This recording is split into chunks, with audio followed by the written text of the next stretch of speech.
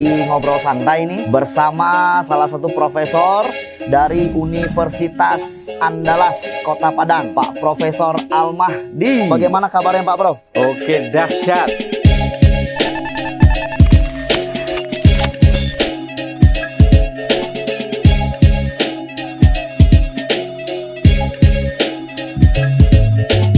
Sehat Pak Prof ya? Sehat, alhamdulillah. Mulai perbincangan ngobrol santai kita bersama Pak Profesor Al-Mahdi ya. Pak Prof, ini saya mau tanya nih Pak Ya. Prof. Kebetulan kan Pak Prof ini memang sangat mengenal propolis Pak Prof ya. Gimana Pak Prof itu bisa mengenal lebih dalam tentang propolis Pak Prof? Boleh sedikit dijabarin Pak Prof biar kita tahu dan juga teman-teman kita di seluruh Indonesia juga semakin paham tentang propolis Pak Prof. Ya, jadi kebetulan, ini faktor kebetulan ini. Saya kenal dengan seseorang mahasiswa. Jadi mahasiswa saya ini member Melia. Oh, member aktif Pak Prof. Member aktif. Member aktif. Ya, sampai sekarang. Jadi sekarang dia dosen di Aceh. Jadi kebetulan dia anak bimbing saya. Oh, Anak bimbingan ya. Nah, kemudian dia menawarkan propolis. Oh. Memprospek lah. Luar Wow, biasa. luar biasa. Nah, sekarang saya kenal namanya istilahnya memprospek profesor dia. Oh, Luar iya, biasa memang. dahsyat prospek profesor ya. Awalnya saya tidak percayanya, apa sih propolis? Kayaknya saya sendiri belum kenal apa sih propolis. Nah, kemudian berulang kali, mentalnya memang luar biasa. Jadi itu Pak Prof kalau boleh tahu kira-kira tahun berapa itu Pak Prof ketika diperkenalkan propolis? 5 tahun yang lalu. Nah, di samping itu saya juga baca-baca dikit di literatur kan. Oh, baca ya Pak Prof ya. Supaya jangan ketahuan blow on kita kan. Dia aja mengajak kita kan. Dan saya baca-baca. Rupanya memang luar biasa. Suatu saat dia datang lagi. Setiap 3 hari dia datang itu. Itu di Padang Pak Prof? Di Padang. Oh, di Padang. Di farmasi Universitas farmasi. Andalas. Oh, di kampus Pak Prof Ya, di kampus. Nah, kebetulan dia datang, saya keluar SK saya, pembimbingnya Prof katanya. Oh. Kemudian ya saya suruh sekali. Kalau begitu kita penelitian propolis. Saya sudah baca, nah sekarang benar atau tidak, kita coba secara saintifik. Nah, uji praklinis. Biar lebih detail gitu. Betul, ya. Ya, uji praklinis ini menggunakan hewan ini, hewan-hewan percobaan. Oke, jadilah dia penelitian propolis. Nah, penelitiannya adalah tentang LD50, lethal dose 50. Jadi dari hasil penelitiannya, LD50 propolis itu sangat tinggi. Tinggi maksudnya itu bagaimana Pak Prof? Tinggi itu artinya propolis itu aman. Oh, aman. Ya, jadi lethal dose itu kalau makin rendah, itu makin berbahaya. Propolis Ternyata tinggi sekali. Jadi artinya overdose kita memakan aman. Nah, itulah salah satu hasilnya. Oke, nah kemudian coba uji teratogenitas kata saya. Kebetulan saya orang teratogen. Teratogen itu artinya cacat pada bayi. Nah, aman nggak kalau ibunya minum propolis? Aman nggak? Oh, saat ngandung minum propolis aman atau tidak? Oh, iya. Lalu diujinya. Oh, dia juga menguji. Oh, ternyata aman. Wah. Nah, kemudian dia tamat. Saya masih juga belum jadi member Melia.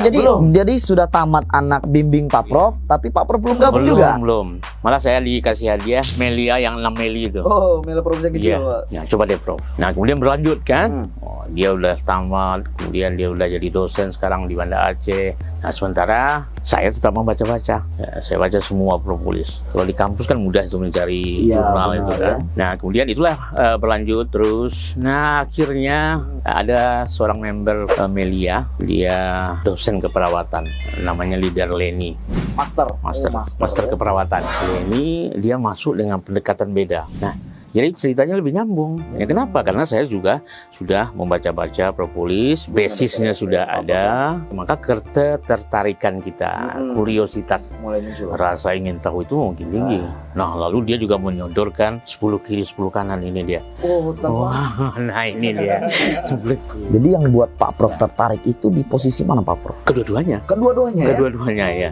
Jadi dari produk, oke, kita tertarik tadi kan, ada yang mendekati lagi kan. Tahunya Tuhan mengirim Leni tadi. Betul. Ya, oke. Sejak itulah kira-kira tahun 2015 kemudian saya dikenali Melia Propolis, baik dari segi 5 pilar dan segala Oh, macam. semua ya. Nah, sejak itulah saya jadi member propolis. Nah, dari member propolis saya ikut pelatihan-pelatihan, pelajaran dengan leader-leader. Ya, saya ikuti. Saya membaca malah lebih dalam tentang propolis ini. Di hampir semua riset propolis, kemudian propolis yang berhubungan dengan penyakit-penyakit, ternyata memang luar biasa.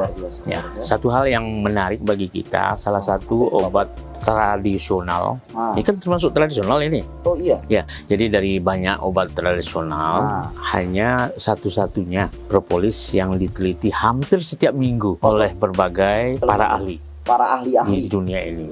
Kalau obat rasional lain ada sih diteliti, misalnya ini yang meneliti orang Turki misalnya. Oh gitu. Nah, kemudian tanaman lain diteliti orang ini. Ini tidak serentak, mereka terfokus pada satu propolis. Jadi begitu tertarik mereka dengan propolis. Ya berarti ada sesuatu. Ada something kan propolis luar biasa. Ya, something propolis inilah yang menjadi inti kenapa semua sampai sekarang ya. Sampai tahun 2019 bulan Maret untuk jurnal April juga sudah keluar, bayangkan. Jurnal April? Iya, sudah keluar. Propolis. Propolis, bayangkan. 1 minggu rata-rata muncul penelitian-penelitian baru dan penelitian itu saling mendukung. Nah ini enaknya. Ya, jadi sejak itulah saya kenal dengan media propolis, kemudian saya ikut dengan media propolis, lalu saya menyampaikan ke orang profesi saya sebagai dosen, di sanalah tempat saya mengabdi. Nah, tetapi saya juga bekerja di media. Itu Pak Prof udah berapa lama tuh sebagai dosen, sebagai profesor? Profesor saya tahun 2006. 2006. Tapi kalau saya sebagai dosen sudah 32 tahun. Luar biasa. Jadi memang Pak Prof ini sekarang sehari-hari konsumsi propolis, Pak Prof ya? Ah iya. Sampai-sampai cucu saya juga minum propolis. Cucu Pak Prof juga minum propolis? Itu umurnya berapa tahun Pak Prof? 1,5 tahun. Tidak ada kekhawatiran tentang propolis untuk anak kecil Pak Prof? Karena saya sudah membaca. Kemudian berlanjut. Ya akhirnya saya pernah mengundang orang-orang untuk berdiskusi tentang propolis. Pak Prof undang tuh. Ada orang agama, kemudian ada orang ahli lebah. Ahli lebah. Lalu kita undang, kita bicara tentang propolis ini. Jadi kebetulan ada acara namanya di farmasi itu acara Galenika ya, yang mengadakannya para tingkat apoteker itu. Di topiknya itu tentang propolis. Kita juga mengundang orang lain. Ada ulama ya, ada ulama di sana. Jadi artinya dia orang dari IAIN, tapi dia ahli tafsir. Ahli tafsir Al-Quran ya. Lalu dia yang mengatakan bahwa kata-kata propolis memang tidak ada di dalam Al-Quran, tapi Al-Quran itu kan bukan merupa juklak ya. Tapi dia petunjuk umum. Nah tetapi dari segi saintifik, nah orang biologi tadi juga mengatakan bahwa propolis dengan madu itu memang sumbernya berbeda. Sumber maksudnya bagaimana? Jadi sumbernya memang berbeda. Kalau madu memang keluar dari dalam tubuh kan. Nah kalau yang propolis ini gabungan dari luar dan dari dalam tubuh. Gitu. Ya jadi propolis ini begini, dia adalah produk bioteknologi. Ya, di orang kan sekarang mengenal bioteknologi ada ilmu baru, tidak. Propolis adalah bioteknologi. Bukan hal asing gitu. Bukan. Jadi produk bioteknologi itu adalah sebuah produk yang dihasilkan oleh satu bahan alam, kemudian diproses oleh makhluk lain. Ya, dalam hal ini lebah. Kemudian jadilah dia produk baru. Nah, itulah yang propolis. Jadi propolis ini berasal memang dari pucuk-pucuk tanaman. Pucuk-pucuk tanaman yang diambil oleh lebah. Nah, kemudian dicampurnya dengan air liurnya. Nah, kemudian jadilah dia produk propolis ini. Ya, lain dengan madu kan? Kalau madu, dia mengambil bunga, saripati bunga, lalu dikeluarkan lagi, ya kan? Nah, jadi propolis itu pasti berbeda-beda, tergantung kepada tanaman apa yang dimakannya. Jadi misalnya propolis yang dari Turki, propolis dari Brazil, dari Bogor, pasti berbeda kandungan kimianya. Ya, secara umum pasti berbeda. Nah, menurut riset, orang kan getol sekali dengan propolis. Iya, getol sekali para peneliti ini. Sangat ya, penasarannya tinggi sekali. Nah, kemudian ditelitinya, ternyata memang propolis yang paling bagus itu adalah dari Brazil. Kriterianya apa? Kriterianya adalah di sana banyaknya bioflavonoid yang dikandung. Dan kemudian kandungan-kandungan senyawa aktif farmakologis. Nah, ternyata memang hasil penelitian itu yang paling bagus memang dari Brazil. Jadi bersyukur kita, Melia Sehat Sejahtera ini, propolis kita, ya, sumber propolisnya itu memang berasal dari Brazil.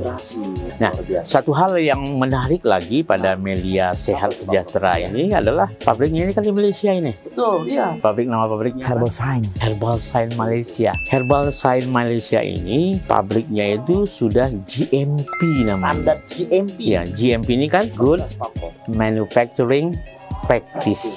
Jadi artinya ketika dia membuat itu, dia harus memenuhi standar-standar dunia. Standarnya ini apa? Bahan bakunya harus standar, bahan bakunya harus flat setiap hari, ya, tidak ada perubahan. Senyawa penandanya harus sama, ya, senyawa utama yang ada di sana sama setiap hari. Dan juga tentu harus higienis ya Pak Prof ya. Higienis sudah pasti.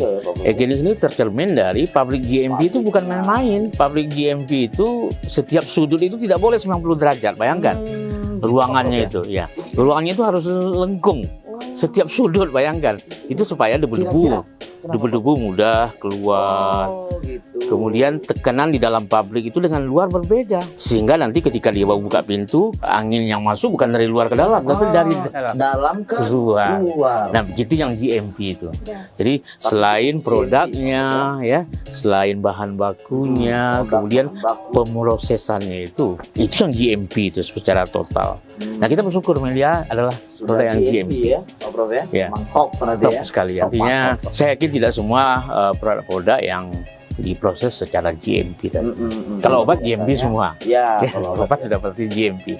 Nah, itu syarat mutlaknya. Kita GMP ya.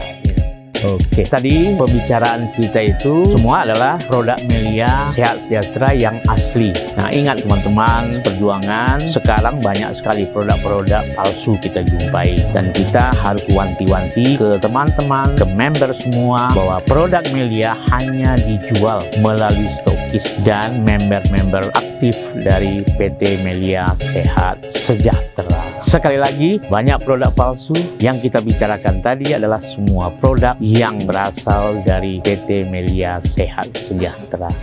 Oke, ingat itu.